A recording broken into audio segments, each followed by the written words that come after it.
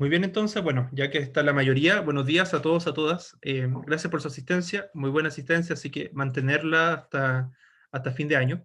Ya, como les decía entonces, respecto a lo que me preguntaba Tabata, voy a subir alrededor de las 2, yo creo, porque como les decía, me faltaba completar la hilera del segundo trabajo. Ya hay como 10 trabajos más o menos que me queda por terminar de revisar. Reviso esos trabajos y les subo sus notas acá al Classroom, ¿ya? Para que estén atentos. Igual les voy a avisar a Tabata para que cuando yo la haya subido, o sea que a todos les va a llegar el mensaje, pero para que ella les vuelva como a recordar que ya subí sus notas, ¿ya? Y apenas la subo a Napsis también, ¿ya? Pero eso va a ser solamente la primera nota, ya la segunda no alcanzo a revisar los ensayos como para subirla, ¿ya? Pero sí durante la semana, pero sí hoy día sí o sí va a estar la primera nota, ya eso sí o sí tengo que hacerlo, ¿ya? Eso respecto a sus notas. ¿Ya? Hoy día también voy a subir un nuevo quiz, pero lo voy a subir durante la tarde porque todavía tengo que editar algunas cosas del quiz, ¿ya? Pero lo voy a dejar disponible hasta el próximo lunes, ¿ya? Hasta el próximo lunes voy a dejar disponible el quiz, ¿ya? Para que no se vean tan apurados de tiempo, ¿ya? Y que va a ser relacionado con el ensayo que leímos de Rikura Chihuahua, ¿ya? Como hoy día ya cerramos con ese ensayo, tengo que cerrar con un quiz también eso, ¿ya? Y este quiz ya forma parte, con el quiz número 5, ya forman parte, porque este sería el sexto quiz, ya forman parte de los quiz que van a ir para la evaluación formativa 3, ¿ya? Y lo otro que estoy pensando es que a lo mejor más que hacer, como estamos viendo ahora el objetivo de escritura, a pesar que hemos leído, pero hemos leído porque hemos leído ensayo, porque ustedes tienen que después escribir también otro ensayo. Eh, la idea es que estoy pensando decirle a la evaluadora si es que puedo evaluar la evaluación formativa 3 con la redacción de un ensayo o un trabajo escrito y no así hacer una prueba, ya porque el objetivo que estamos viendo es de escritura. Entonces no nos serviría tanto, por lo menos a mí, para evidenciar ese objetivo, leer o ver los textos, ya, sino más bien que escriban. ¿Ya? Así que dependiendo cómo me vaya, la próxima semana entonces lo más probable es que empecemos a trabajar en la redacción de un ensayo o algún tipo de texto donde tengan que obviamente escribir. ¿Ya? Pero ahí les comento, dependiendo de lo que me diga hoy día la evaluadora. ¿Ya? Eso principalmente. ¿Ya? Ahora sí, vamos a retomar lo que estábamos viendo. Ya estábamos en las preguntas, estábamos respondiendo las preguntas de la página 182, ya del libro, para que vayan a su libro. Ya, si no me equivoco, quedamos acá, ¿cierto? Estábamos analizando el ensayo, ¿cierto? El recado confidencial de los chilenos de Licor Chihuahua. Y lo último que revisamos ayer, si no me equivoco, es esta parte que dice del análisis de un fragmento, que era el diálogo entre las células, el reconocimiento y aceptación de sus individualidades, da identidad al tejido, es la salud. La pérdida de esa identidad genera la invasión de unas en otras, es la enfermedad. El cuerpo se defiende, se torna umbríoso movimiento, se defiende, lucha para continuar viviendo. ¿Ya? Entonces teníamos que analizar esta metáfora, ¿cierto?, de la salud y la enfermedad, ¿verdad? Del diálogo, de este diálogo entre las células. ¿A qué se refería? ¿Cómo habíamos interpretado esta metáfora que planteaba Licura? ¿Se acuerdan o no? ¿Qué habíamos dicho? ¿Qué habíamos comentado de esta metáfora del diálogo entre las células? El diálogo entre las células, el reconocimiento y aceptación de sus individualidades da identidad al tejido. ¿Qué entienden por esa metáfora relacionada con el tema que hemos hablado de los pueblos originarios, específicamente el pueblo mapuche? ¿A qué se refería con todo esto? ¿A qué se refería en realidad? ¿Estaba hablando de célula y de un cuerpo? ¿O de qué estaba hablando en verdad? De los pueblos originarios, ¿no? ¿Ya? ¿Y de qué más? ¿Con quién quiere establecer un diálogo? Del pueblo mapuche, por ejemplo, los pueblos originarios, ¿con quién? ¿Con quién quieren establecer un diálogo? ¿Quiénes no lo han escuchado históricamente? Los chilenos, nosotros mismos. Exacto, ¿verdad? La sociedad chilena, ¿cierto? Muy bien. Entonces, ese diálogo, las células vendrían a ser los distintos componentes de la sociedad, tanto chilena como del pueblo mapuche, y el diálogo que se produce entre ellas, ¿verdad? Es lo que da identidad, ¿cierto? Identidad a este tejido social, ¿ya? Y el diálogo finalmente es lo que nos permite una perfecta salud. A eso se refiere, o una convivencia saludable, por así decirlo. ¿Ya?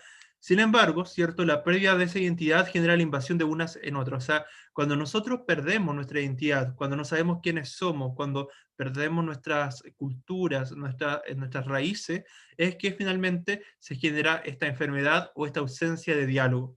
¿Ya? Entonces, por eso este cuerpo que se defiende o esta lucha constante entre los pueblos. ¿Ya? Bien, bueno, ahí interprete todo, ¿ya? La idea del cuerpo enfermo, ¿ya? Obviamente la apertura al diálogo vendría a ser la solución, o sea, un diálogo realmente que sea factible, que se pueda producir, y que, por ejemplo, con la redacción de la nueva constitución, ahora que hay escaños para los pueblos originarios, ese diálogo quizá va a ser mucho más fructífero y van a ser escuchados. ¿Ya? ¿Y quiénes toman las decisiones? Bueno, habíamos comentado que por un lado están las leyes a nivel gubernamental de políticas públicas hacia los pueblos originarios. Por otro lado, está también lo que se puede hacer a nivel curricular, por ejemplo, a nivel de la educación, del Ministerio de Educación, que me parece que les comenté que el currículum siempre es prescriptivo, siempre de alguna manera es una imposición de lo que deben saber las nuevas generaciones o de lo que se espera que sepan para ser ciudadanos, ¿ya? Sin embargo, por muchas décadas el currículum no abordaba con una amplitud de miras, ¿verdad? Estos temas. Sin embargo, ahora ustedes tienen la posibilidad de mirar con ojos más críticos estos temas, ¿ya? Entonces, ha habido un cambio también desde la educación, ha habido un cambio también desde el currículum, ¿verdad? Frente a los temas de los pueblos originarios, ¿ya? Y no sé si les comenté, por ejemplo, hacia la Araucanía o hacia el sur en general, donde hay muchos chicos de ascendencia mapuche, entonces ellos hablan mapuzungún, y como deben insertarse en nuestra sociedad, también hablan español de Chile, pero en su escuela se enseña mapuzungún y se enseña el español de Chile. Entonces las clases se dan en ambas lenguas, ¿ya? Son escuelas generalmente rurales, ¿ya? Pero en el fondo se aborda mucho más, lo mismo que con esta idea de un poco de la inclusión, en algunos hospitales, me parece más del sur, igual seguramente son de la Araucanía, también aparecen letreros o afiches, por ejemplo, en Mapuzungún, por ejemplo, ¿ya? Para de alguna manera ir incorporando a la cotidianeidad, ¿verdad? A estas personas, ¿ya? Bien, eso en general. Después dice, ¿por qué el autor plantea el consenso como una enfermedad? O sea, es que el consenso, ¿qué entienden ustedes por un consenso? A ver, ¿qué comprenden ustedes por esta idea de un consenso?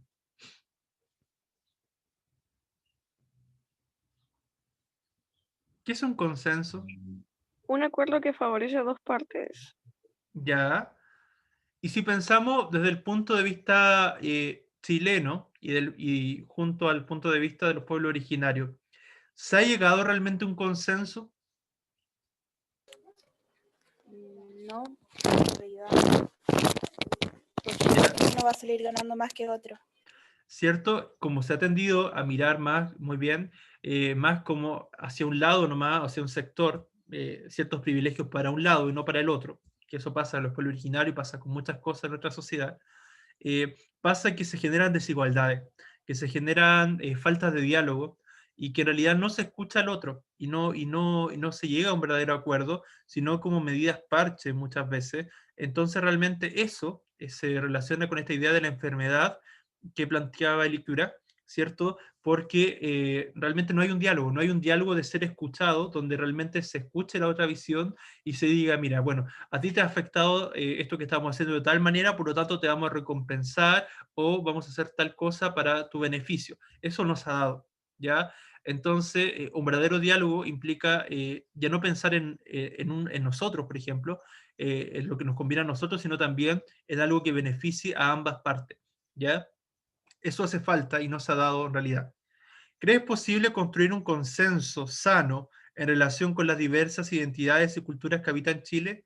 ¿Creen ustedes que como país podemos realmente avanzar en estos temas, en estas materias, de generar un verdadero diálogo con nuestra cultura originaria? ¿O sienten que todavía nos falta mucho para lograr ese diálogo? ¿Creen que ya estamos dando algunos pasos? ¿Qué piensan ustedes? Yo creo que sí, sí, sí se puede, pero estamos dando pasitos con esto del tema lo que se ha luchado, entonces ya estamos avanzando, estamos reconstruyendo Chile de nuevo, entonces está Ajá. bien. Entre los cambios, sí, muy bien Valentina, entre los cambios sociales que se han pedido desde el último tiempo, sobre todo a partir del año pasado, después del estallido social, después de eso, bueno, en realidad desde antes, pero ahí ya se nota mucho más, la gente en general está muy disconforme, o sea, la disconformidad venía desde antes, pero empezaron a manifestarla mucho más y a evidenciarla, o sea, que realmente ya la gente ya no tolera tanta desigualdad, que vivamos en un país donde hay muchos ricos, de hecho en nuestro país hay algunas de las riquezas más grandes del mundo, pero está concentrada en muy pocas familias, ya no más de 10 familias, ya. Y por otro lado, cientos y cientos de personas que viven bajo, o miles y miles de personas que viven en la línea de la pobreza, ya, o bajo la línea de la pobreza, sobre todo nuestros adultos mayores, por ejemplo. Entonces, es inexplicable que en un país donde a nivel per cápita, y cuando se saca esto a nivel per cápita, en realidad, y este promedio como a nivel de cuánto es lo que se gana, ya salgan cifras tan elevadas, solo por el hecho de que específicamente hay personas que ganan mucho y otras que ganan muy poco, ¿ya? Entonces, no es que esté mal que las personas que ganan mucho ganen mucho, ¿ya? Sin embargo, lo que está mal es que esas personas, por ejemplo, no paguen impuestos o paguen impuestos mínimos, ¿ya? Que hayan leyes que además los favorecen, mientras que a la mayoría de las personas las leyes los desfavorecen en el aspecto económico. Entonces, hay mucha injusticia social. Y la gente muchas veces, por ejemplo, piensa que por ser clase media está bien, o ser clase llamada acomodada. Sin embargo, en realidad nos pasa como sociedad que empezamos a darnos cuenta que mucha gente en Chile está endeudada. En Chile hay un sobreendeudamiento de gran parte de la población, que es una de las tantas situaciones que se han visto todavía más afectadas por la pandemia. Entonces, ese es uno de los temas que se ha abordado en el último tiempo, con el tema de las bajas pensiones, con el tema de la educación, también el tema de los pueblos originarios. Entonces, Chile en general ahora está con esta idea de que se dice que Chile despertó. Yo creo que sí, que apunta un poco a eso, pero también apunta a esta idea de darse cuenta de cómo estamos viviendo, de realmente cuestionarse esta idea de trabajar 40 años o más toda tu vida y finalmente ganar pensiones tan bajas. Ya, o sea, imagínense ustedes, alguien no sé si ustedes, yo creo que no quieren vivir eso, me imagino. Imagínense trabajar toda su vida, imagínense, terminan el colegio, ingresan a la universidad, se titulan, ya, y después trabajan 40 años de su vida o más, ¿ya? Y finalmente, cuando ya están en el final de su vida y lo dieron todo, ¿ya? Terminan ganando pensiones muy bajas que con suerte le alcanzan para vivir. Esa es la realidad de muchos de muchos chilenos, bueno, y de muchos latinoamericanos también, porque así como pasa en Chile, pasa en Latinoamérica en general. Entonces, salvo quizá Uruguay, que es un poco distinta a la realidad, pero los otros países de Latinoamérica es similar, de hecho, hasta peor diría yo. Entonces hay muchas desigualdades, y hay muchas desigualdades que se ven en nuestra sociedad, y justamente apunta también, quizá el Licura lo decía desde el punto de vista del pueblo originario, pero por la falta de diálogo, ¿ya? Eh, ¿Ustedes piensan que realmente hemos sido una sociedad que esté abierta al diálogo? ¿Creen que se están construyendo nuevos diálogos en la actualidad, o todavía no, o piensan que no? ¿Somos una sociedad que está abierta a escucharse unos a otros, o sienten que estamos todavía años luz de eso, de escucharnos como sociedad? ¿Qué piensan de eso? Yo pienso que ahora estamos recién empezando el diálogo, Ujú, porque en el gobierno que tenemos, con esta constitución se ha dado que no se escucha muchas veces al pueblo, o en sí en general las personas no nos escuchamos. En sí ujú, nosotros todos tenemos diferencias de opiniones, pensamos distinto de otras personas, pero en sí no nos escuchamos. Pero ahora se está empezando el diálogo, ahora con la reforma de la Constitución y todo eso, ahora vamos a empezar un diálogo, ya que está conformado por 50% mujeres y 50% hombres. Entonces yo creo que ahí va a haber un diálogo más que equitativo, todos nos sí. vamos a poder escuchar. Exacto, gracias Sofía. Muy bien, muy bien. sí, cierto. Esta idea de, claro, de la paridad de género, igual eso es súper importante, porque yo creo que, sin ir más lejos, hace una década o quizá un poco más, eso hubiese sido casi imposible en nuestra sociedad. O sea, de hecho, cuando salió la presidenta Bachelet, más allá de todo lo que se pueda decir, pero el hecho de que Chile haya dado un paso y haya tenido por primera vez en su historia una presidenta mujer, eso realmente fue un cambio radical a la estructura, a la estructura chilena. Sobre todo porque da un referente de mujeres que pueden aspirar a altos cargos, ya que en nuestro país todavía a la mujer le es muy difícil, y no es por un tema de capacidad, porque las mujeres tienen tanto más capacidad que los hombres también, y perfectamente pueden administrar una empresa, perfectamente pueden estar a cargo de un grupo. Sin embargo, en nuestra sociedad todavía hay muchos estereotipos, todavía hay muchos prejuicios. Entonces, por ese lado, muchas veces las mujeres no pueden estar en los cargos más altos, sobre todo en el sector privado, porque el sector público, por las mismas leyes que van amparando esta idea de la equidad de género, sí se les permite que estén en esos cargos, pero el sector privado, perdón, no se da tanto. Entonces, hay varias situaciones que todavía pasan en nuestro país que siguen ciertas líneas conservadoras y muy conservadoras, ¿ya? Entonces, yo creo que este diálogo se está abriendo, como dicen ustedes, y yo creo que se va a seguir dando. Y yo creo que las nuevas generaciones ustedes mismos, como nuevas generaciones, ya vienen con una visión un poco distinta, porque imagino que no quieren vivir en una sociedad que replique los mismos modelos anteriores y que replique estas desigualdades en todo ámbito, desigualdades de género, como hemos visto en clases anteriores, desigualdades de los pueblos originarios, ahora que la migración, es importante que los países, que ahora que vivimos en sociedades donde se llegan gran cantidad de migrantes, sean sociedades que realmente se planteen políticas públicas en el fondo sobre el tema de la migración. O sea, ¿qué estamos haciendo los migrantes? Realmente son migrantes que, por ejemplo, vienen a aportar al país, y si vienen a aportar, ¿con qué profesiones vienen, por ejemplo?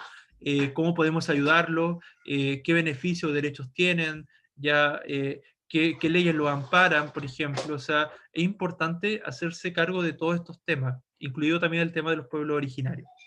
¿Ya? Bien, ahora vamos a volver al tema de los pueblos originarios para cerrar esto. Dice un poema de Licura. Licura obviamente escribió el ensayo que estábamos leyendo, pero se lo conoce sobre todo por su poesía, así que es interesante conocerlo, aparte que es nuestro actual Premio Nacional de Literatura. Dice, la llave que nadie ha perdido. La poesía no sirve para nada, me dicen, y en el bosque los árboles se acarician, con sus raíces azules y agitan sus ramas. El aire saludando con pájaros la cruz del sur. La poesía es el hondo susurro de los asesinados, el rumor de hojas en el otoño, la tristeza, por el muchacho que conserva la lengua, pero ha perdido el alma. La poesía es un gesto, el paisaje, tus ojos y mis ojos, muchacha, oídos, corazón, la misma música, y no digo más, porque nadie encontrará la llave que nadie ha perdido. Y la poesía es el canto de mis antepasados, el día de invierno que arde y apaga esta melancolía tan personal. El Licura Chihuahua en el invierno, su imagen y otros poemas azules en Santiago Editorial Literatura Alternativa. Bien, ¿qué les pareció este poema? ¿Lo habían escuchado? ¿Lo habían leído? Lo invito a leer más de él, o sea, no solamente porque sea el Premio Nacional de Literatura Actual, bueno, sí, también por eso, pero por otro lado, porque su poesía también es bien sensitiva, es bien de los sentidos, y por otro lado también porque tiene mucha poesía que busca establecer este diálogo también entre las culturas. Entonces, es bien interesante. ¿Hay algún mensaje, algo que le haya dejado este poema? ¿A qué se referirá con esta idea de la llave que nadie ha perdido? ¿Cómo lo interpretan? ¿De qué trataba este poema?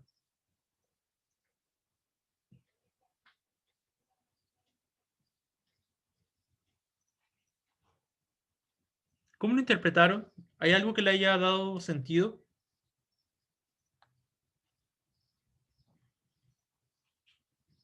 o no?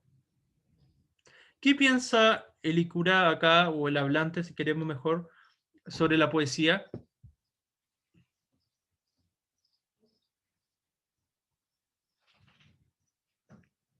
¿Él está a favor o en contra de la poesía? Es como que la poesía es como la conexión para encontrarse con sus antepasados, como con su origen, ¿o no? Algo así. Yo Exacto, comprendí. ¿verdad? Exacto, exacto. La poesía en el fondo, mucha gente dice que, por ejemplo, y él responde ante esto, por eso es como una suerte de defensa ante la poesía, cuando le dicen, por ejemplo, que la poesía no sirve para nada, ¿ya?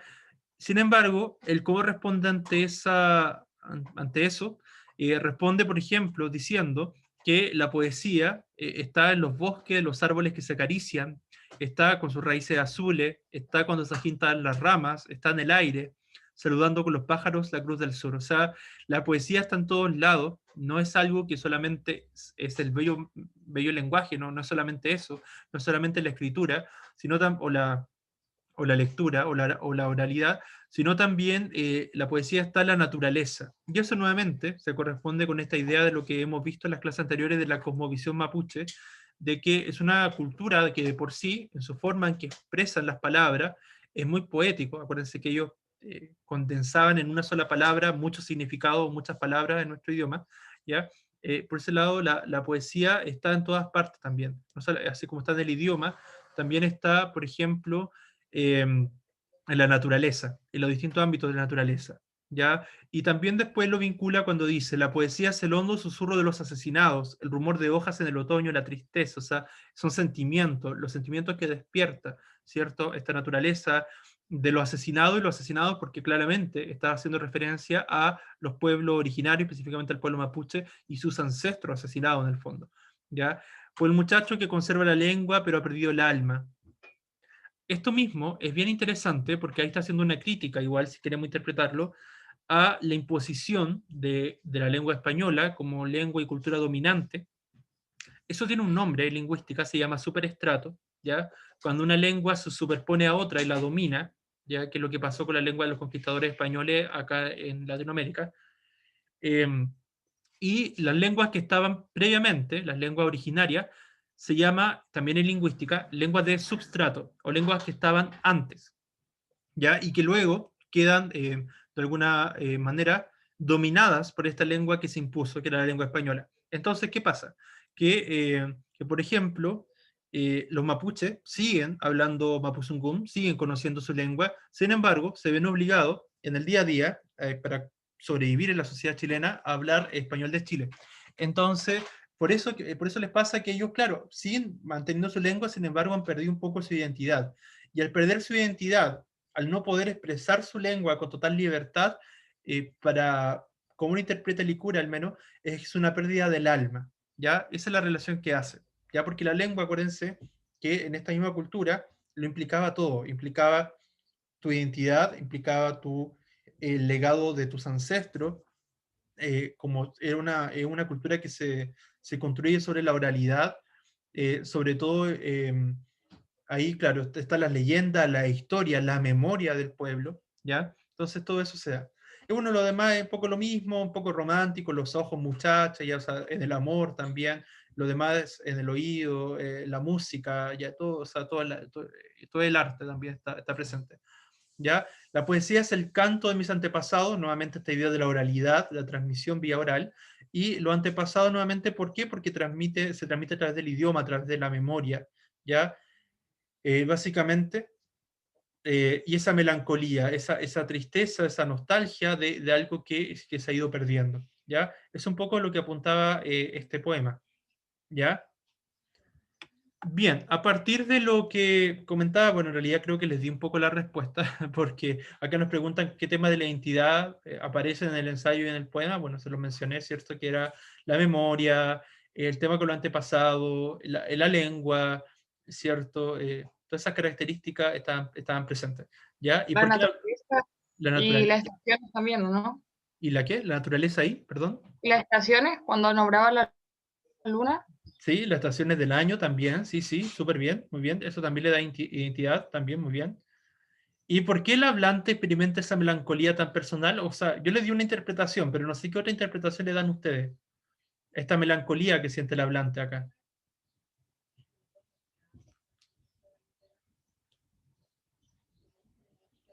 ¿De qué otra forma interpretan, o para complementar la respuesta que yo les di? Porque permite rescatar, en este caso la poesía, las voces que han sido silenciadas, y él también la va reivindicando, todo lo que ha pasado y todo lo demás, con su comunidad. Exacto, exacto. ¿Cierto, verdad? O sea, en el fondo, claro, él también de alguna manera echa en falta esta idea de ya haber perdido su identidad, su identidad cultural también. Ya esto mismo que se ha ido perdiendo al no poder ocupar su idioma, su lengua originaria. Ya, entonces, es una melancolía personal porque todas estas situaciones que nos va relatando a través de de la poesía, él realmente la siente como algo personal, una pérdida personal. ¿Ya? Acá hay una actividad que no se la voy a dar obligatoria, pero que dice, selecciona un poema en que el autor exprese de alguna manera su identidad mapuche, ¿ya? O sea, podrían buscar algún poema del mismo Licura Chihuahua, ¿ya? O de algún otro autor, por ejemplo, como aparecen acá, como Sebastián Queupul, Graciela Guinao. A Graciela yo la conozco, ella ha dado conferencia acá en Chillán, en la Universidad del Biobío. Leonel Lienlaf también ha dado acá, también lo conozco, en la Biblioteca Municipal de Chillán también ha dado conferencias.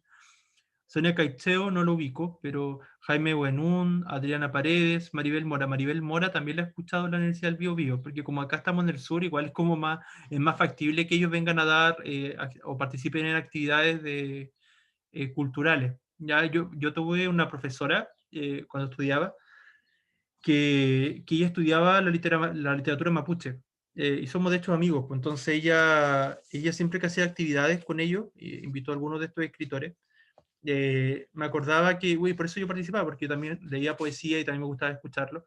Eh, ahí fue como una oportunidad de abrir también, de hecho ella como que no abrió mucha, y ahí fue como mi mayor acercamiento con los pueblos originarios, porque pude conocer un poco más sus visiones, su literatura, ya así como de primera mano, porque pude conocer la voz de ellos. Fue una bonita experiencia. Y también recuerdo cuando estaba en Santiago, en la primera carrera que estaba estudiando, cuando estudiaba literatura, allá por el 2011, 2012, siempre también allá había mucho el tema de la cultura mapuche, había un curso de formación general que eran bien interesantes, siempre habían charlas, y yo siempre igual asistía y sentía que había una apertura también hacia el diálogo, por lo menos a nivel de la universidad se da, y se está dando bastante todavía, yo creo que se va a seguir dando, ¿ya? Esta idea de hecho, había un profesor que también hablaba Aymara también, y también y Mapuzungún, había otro. Entonces se está dando, entonces tú los puedes, o sea, que tú puedas tomar esos cursos de formación general en la universidad y además te lo acrediten, me parecía súper genial, ¿ya? Bien, bueno, ¿cuál era la actividad? La actividad era crear un poema.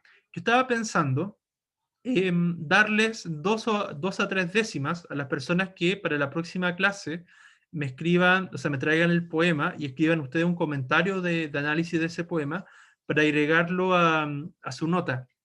Puede ser a la misma primera nota, ya, por ejemplo, supongamos que la evaluación formativa se sacaron un 6, les puedo agregar tres décimas y que les dé 6,3, por ejemplo, ya dependiendo del nivel de análisis, ya de una a tres décimas dependiendo del análisis, ya, eso de manera optativa, ya, para los que quieran para la próxima clase, ya. Bien, eso porque lo demás era indicaciones, ya. Ahora sí, nos quedan 10 minutos. Voy a anticipar un poco lo que vamos a ver en la próxima clase. Ya vamos a seguir con la lectura de un ensayo, pero a ver, los que tengan el libro, para que vayan a su libro, les digo enseguida la página, denme un segundo. Si no me equivoco, es la 192, sí. La página 192 vamos a trabajar la próxima semana, ya, que es la lectura de un ensayo, breve ensayo en realidad, y luego de eso, yo creo que lo vamos a alcanzar a leer ahora, ¿ya? Para que después la próxima clase terminamos y después nos dedicamos a la escritura del texto, ¿ya? Bien, vamos a leer entonces ahora un ensayo, un extracto de un ensayo de Roland Barthes. Él fue un destacado literato, investigador también, ya escritor y pensador francés, ¿verdad? Y también, por ejemplo, él abarcó la sociología, la filosofía, la crítica literaria, ¿ya? Por ejemplo, yo cuando estudiaba literatura, siempre teníamos que leer a Barthes, ¿ya? Y probablemente como yo estoy realizando un curso, el próximo año me toca, voy a hacer un magíster en literatura igual, entonces lo más probable es que me toque volver a leerlo, ya siempre se lo estudia, ya está todavía muy vigente. Veamos qué dice este pensador. Me gusta, no me gusta, Roland Barthes. Dice, me gusta la lechuga, la canela, el queso, la pasta de almendras, el olor de heno cegado. Me gustaría que un narices fabricase un perfume así.